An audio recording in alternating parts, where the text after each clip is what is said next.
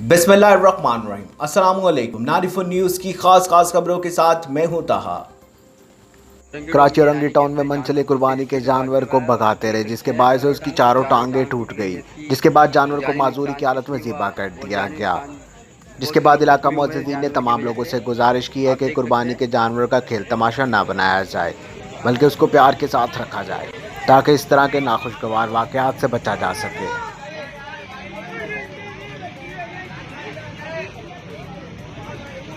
पकड़ो। ओए शोर नहीं करो यार, शोर नहीं करो।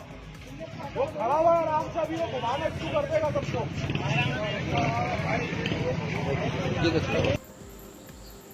अब तक के लिए सिर्फ इतना ही। मजीद खबरों और अपडेट के लिए 94 न्यूज़ के साथ रहिएगा। आप हमारी खबरें यूट्यूब और फेसबुक पर भी देख सकते हैं।